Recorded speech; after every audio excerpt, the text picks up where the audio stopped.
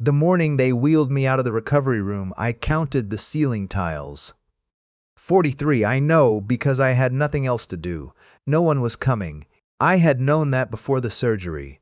Somewhere deep down, past the part of me that kept making excuses and telling myself they were just busy, just tired, just caught up in their own lives, I had known. But knowing something in the back of your mind and having it confirmed while you're lying in a hospital bed with your chest stapled shut are two very different things. My name is Harold Benton. I'm 64 years old.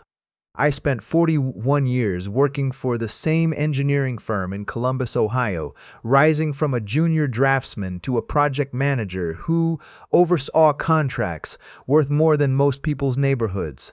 I own a house outright on Meadowbrook Drive, 3 bedrooms, 2.5 baths, a garage workshop where I used to build birdhouses on Sunday mornings before my hands started shaking.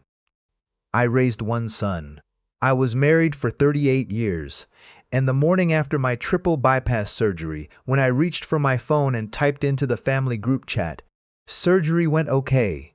Doctor says I can go home day after tomorrow. Can someone come get me?" I waited 4 hours before anyone responded. My son wrote back first. His name is Kevin, and he's 36 years old. And I paid for every semester of his college education, including the extra year he needed because he changed his major twice. What Kevin wrote was, "Dad, that's great news. Steph and I have a thing Saturday. Can you Uber?" That's what he wrote. Can you Uber? Like I was a college kid trying to get home from a bar at 2 in the morning. Like I hadn't just had 3 arteries bypassed 4 days after nearly dying on my kitchen floor. His wife, Stephanie, added a heart emoji 40 minutes later. Just the one. A small red heart floating there in the chat like it was supposed to mean something. My daughter-in-law had always been efficient with her feelings that way. We put the phone face down on the tray table and stared at the ceiling and thought about my father. He died at 67. I used to think that was old. I don't think that anymore. Let me back up. Because none of this started in that hospital room. It started a long time ago, the way these things always do. Slowly, with nothing you could point to as a turning point, just a gradual drift. Like a boat that got untethered from the dock 1 inch at a time until one day you looked up and the shore was gone. After my wife Linda passed, that was 11 years ago now, pancreatic cancer, 6 weeks from diagnosis to the end. Kevin came home for the funeral and stayed for 3 days. He cried at the graveside. He held my hand during the service. He was 31 at the time, just married to Stephanie. And before he left, he sat across from me at the kitchen table and said, "Dad, you know you can call us anytime, right?" I believed him. I don't say that as an accusation. I believed him because I needed to, and because I think part of him meant it, at least in that moment. But grief has a shelf life when it belongs to someone else. By the time the thank you cards were sent and the casseroles stopped arriving and the house got quiet, in the way that a house can only get quiet, when the person who filled it with sound is gone, Kevin had gone back to his life in Phoenix and taken his good intentions with him. I called every Sunday for the first year. I called every other Sunday for the second. By the 3rd year, I was the one leaving voicemails. I told myself it was fine. Parents weren't supposed to need their children. That wasn't how it was supposed to work. Not at my age. Not in this country. You raised them to leave. That was the whole point. I'd been raised the same way. My own father wasn't what you'd call warm, and I'd always promised myself I'd be different, more present, more available. And I'd coached Little League. I'd driven Kevin to guitar lessons for 2 years, even though he quit the week after the recital. I took half a day off work to attend. I'd written the check for his down payment when he and Stephanie bought the house in Phoenix, and I'd done it without being asked, which I was proud of at the time, and which I now understand was exactly the kind of thing that gets you taken for granted. You show people that you'll always be there, and they stop wondering whether you will be. Kevin and Stephanie moved back to Columbus 4 years ago. Kevin got a job offer he couldn't turn down. Regional director for a logistics company. Good salary, good benefits. I helped them move. I rented the truck. I drove it from Phoenix to Columbus because Kevin's cat one spot was bothering him. And Stephanie doesn't like highway driving. We stopped in Amarillo and I paid for the motel. I didn't mention it then and I haven't mentioned it since, which is the kind of person I apparently am. They bought a house 8 minutes from mine. I genuinely believed that things would be different, that the distance had been the problem, that now we'd have Sunday dinners, and I'd get to watch my grandkids grow up, and the loneliness that had settled into my chest like a weather system after Linda died would finally start to lift. They don't have kids. They've been married 8 years, and I stopped asking about grandchildren when Stephanie gave me a look at Thanksgiving 3 years ago. That made clear the question was no longer welcome. What I got instead of Sunday dinners was a pattern. They came over when they needed something, when the garbage disposal broke, when Kevin wanted to borrow my table saw, when Stephanie needed someone to wait at their house for the cable company between 10 and 2 on a Tuesday because she had meetings. I was retired by then. I was available. I came. I always came. And I told myself that was what family was. That being needed was the same as being loved. I had a heart attack in March. I want to be precise about this. It wasn't a warning sign or a mild event that doctors sometimes call a heart attack to be cautious. It was a serious myocardial infarction. I collapsed in my kitchen while making oatmeal at 7 in the morning, and my neighbor Fran heard the crash through the shared fence and called 911. Fran is 72 years old and barely knew my name. She is the reason I'm alive. By the time Kevin arrived at the hospital, I had already been stabilized. He stayed for 2 hours, asked the right questions, shook the cardiologist's hand, and told me he'd be back the next morning. He wasn't. He texted that Stephanie had a work thing and he needed to be home for a delivery. Over the 4 days I spent in the hospital before the surgery, Kevin visited once more for about 45 minutes, during which he checked his phone 3 times and told me twice that this was a real wake-up call. For me, I think he meant a wake-up call for me. The surgery was scheduled for a Thursday. I told Kevin the day before, and that I should keep him posted. He did not offer to be there. I did not ask. I don't know which of us should be more ashamed about that. A hospital chaplain named Donna sat with me for an hour the morning of the surgery. She had gray hair and reading glasses on a beaded chain, and she didn't try to talk me into anything. She just asked if there was anything I wanted to say out loud before I went in. I said I wished I'd gone fishing more. She laughed, and I realized it was the best conversation I'd had in months. I took an Uber home from the hospital. Driver's name was Marcus, according to the app, a young man with a Bob Marley air freshener and a Bengals bumper sticker. And he helped me carry my bag to the front door without being asked. I gave him 5 stars and a cash tip and stood in my own entryway for a long time before I could make myself go inside. The house felt different. I don't know how else to explain it. Houses have a temperature that has nothing to do with the thermostat, and mine had gone cold in the way that houses go cold when you've been looking at them wrong for too long. I sat in the recliner where Linda used to read, and I looked at the room, the family photos on the mantel, the bookshelf Kevin had helped me build when he was 14, the wedding photo where Linda is laughing at something just off camera that I can't remember now no matter how hard I try, and I thought about the group chat on my phone. The heart emoji. Can you Uber? And then I thought about something I'd never let myself think before. What had I actually built here? I'd spent 41 years working, I'd provided, I'd maintained.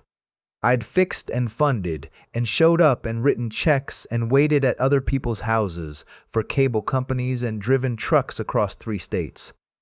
I had a paid-off house and a decent retirement account and a brokerage portfolio my financial advisor had been quietly and competently growing for 12 years. I had all of that. And I was sitting alone in a recliner 6 days after a triple bypass because the one person I'd done it all for couldn't manage to come pick me up. I sat there for a long time. Then I called my attorney. Gerald Hutchins has been my lawyer since Linda's estate. He's the kind of man who listens more than he talks, which is rare in his profession, and when I explained what I wanted to do, he didn't try to talk me out of it. He asked the right questions. He laid out the options. And over the course of 3 weeks, while I was supposed to be resting and taking my medications and taking it easy, as the cardiologist had put it, I made a series of decisions that were the clearest thinking I'd done in years. The house went into a revocable living trust. I was the trustee. After my death, the property would pass to the Habitat for Humanity chapter that had been building houses in our county for 30 years. The investment accounts were retitled. The beneficiary designations on my retirement accounts, which had listed Kevin's since Linda passed, were changed to 3 charities: the hospital cardiac unit, where the staff had genuinely saved my life, the hospice organization that had cared for Linda in her final weeks, and a college scholarship fund for first-generation students at Ohio State. Gerald made sure everything was airtight. We discussed the legal specifics carefully. I was not in a community property state. Ohio is an equitable distribution state, and there was no divorce proceeding. I was simply reorganizing my own assets while I was alive and legally competent to do so. He walked me through each document. I signed everything in his office on a Wednesday afternoon in April, and then I drove home and made myself a grilled cheese sandwich and ate it standing at the kitchen counter, and I felt something I hadn't felt in years. Light. I felt light. I didn't tell Kevin. I didn't call. I didn't send a message in the family group chat. I changed nothing in my daily life. I still drove past Kevin's house on the way to the pharmacy. I still responded to the occasional text. I was polite when I saw Stephanie at the grocery store one afternoon. She was buying sparkling water and didn't see me until I was already in the next aisle, and when she did, she smiled the way people smile when they're slightly inconvenienced by running into you. "Harold, how are you feeling?" she said. "Better," I said. "Thanks for asking." She nodded and moved on, and I stood there holding a box of oatmeal and realized I felt absolutely nothing. Not anger, not sadness, just clarity, the way the air gets clear after a storm. What I did do was live differently. Small things at first. I called an old friend named Jimmy Walters. We'd worked together for 20 years and drifted apart the way people drift. And we had lunch at a diner on a Thursday and talked for 3 hours. I signed up for a woodworking class at the community center because a sign in the window caught my eye one Tuesday. I drove to Lake Erie on a Saturday in May with a cooler and a fishing rod and no particular plan, and I sat at the water for 6 hours and caught 3 decent perch and didn't think about anyone but myself the entire time. I started writing. Nothing formal, just a journal, a legal pad I kept on the nightstand. I'd write in the mornings before the day got away from me. It was the first time I'd tried to put my own thoughts into words since I was in school, and I was not good at it, but it didn't matter. The point was that they were my thoughts, and I was finally paying attention to them. In June, I was contacted by a journalist named Carol Weiss, who was writing a feature for the Columbus Dispatch about older adults who had restructured their estates to support local nonprofits.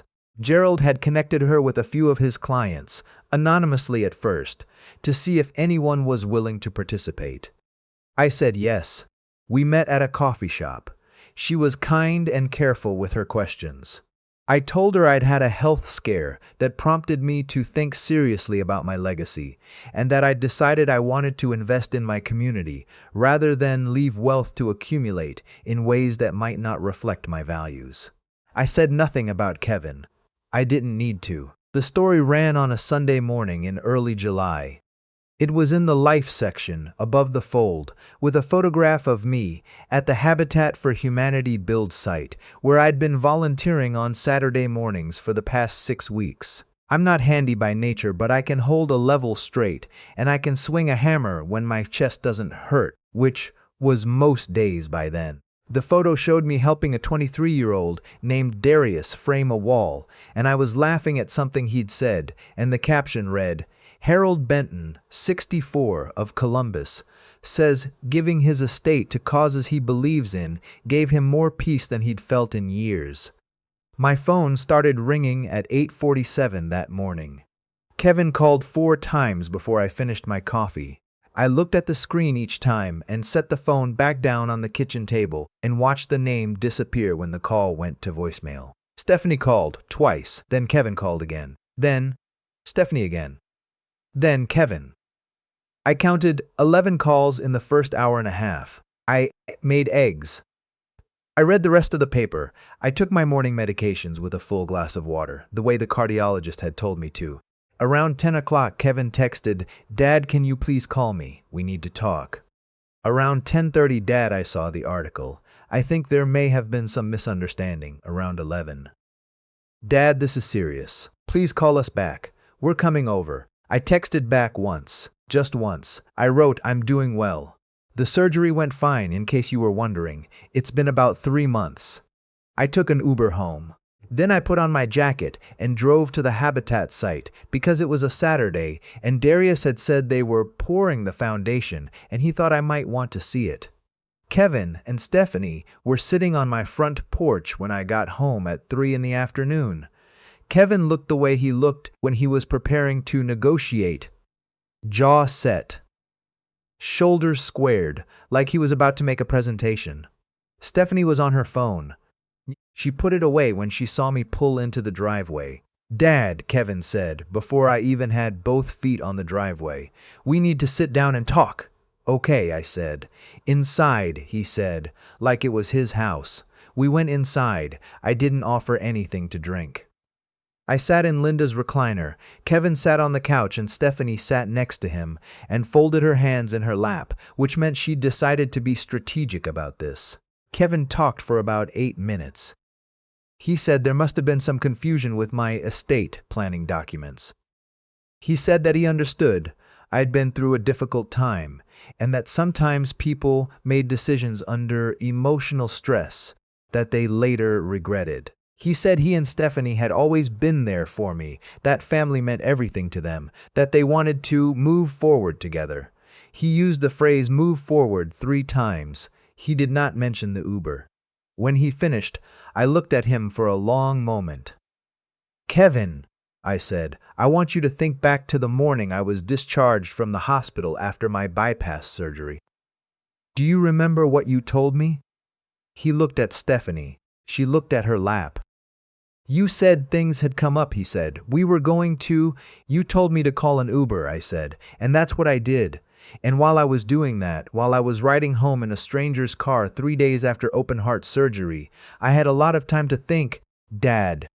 I'm not angry, I said. And the strange thing was, I meant it. I want you to understand that. I'm not doing this to punish you. I did it because I finally started asking myself some honest questions about what I'd built and who I'd built it for and whether it reflected anything I actually believed in, and the answer surprised me. So you just tried again. You just gave everything away? I reorganized my estate to reflect my values, I said. Gerald made sure it was all done properly. I'm happy to give you his number if you have questions about the legal specifics. Stephanie looked up for the first time. What about the house? She said. That was the question. Not how are you feeling, Dad, or we should have been there. We're sorry, or even we miss you. The question was about the house. The house will be well taken care of, I said. I made sure of that. Kevin tried a few more angles over the next 20 minutes. He cycled through concern, reason, and something that was close to frustration, but which he managed to keep mostly in check. Stephanie said very little after the house question. I listened to everything Kevin said, and I answered honestly, and at no point did I raise my voice. When they finally stood to leave, Kevin paused at the door. Dad, he said, I hope you know we love you. I hope that's true, I said. I really do. They drove away, and I stood on the porch and watched the car go, and I waited to feel something. Regret, guilt, sadness, the particular hollowness of a door closing for good. I waited a while. What I felt was the evening air, cool for July, carrying the smell of someone's nearby grill.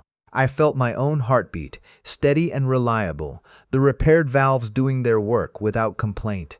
I felt the boards of my own porch under my own feet. I went inside and called Jimmy Walters and asked if he wanted to go fishing next Saturday. He said he'd been waiting for me to ask.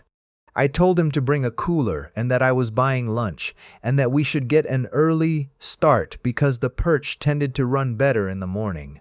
I slept better that night than I had in 11 years. Not because I'd taken anything from Kevin. I hadn't. I'd simply stopped handing over pieces of myself and waiting to see if he'd noticed their weight. The peace I found wasn't built on his regret. It was built on something that had been mine all along and that I'd just... Finally, I was 64 years old, and I had learned, late, yes, but not too late, that you cannot spend your whole life being the one who shows up and then be surprised when no one shows up for you. You cannot write the checks and drive the trucks and wait for cable companies and measure your worth in what people accept from you rather than what they offer back, and call that a life. I could have figured that out sooner. I wish I had. But I know it now, and the morning is clear, and Darius says we'll have the roof framed by the end of the month, and somewhere in Columbus there is a family who will move into a house that I helped build with my own 2 hands. A house that will belong to them completely. No strings, no expectations, no heart emoji in a group chat. That is the only inheritance that ever made me feel like I'd done something right.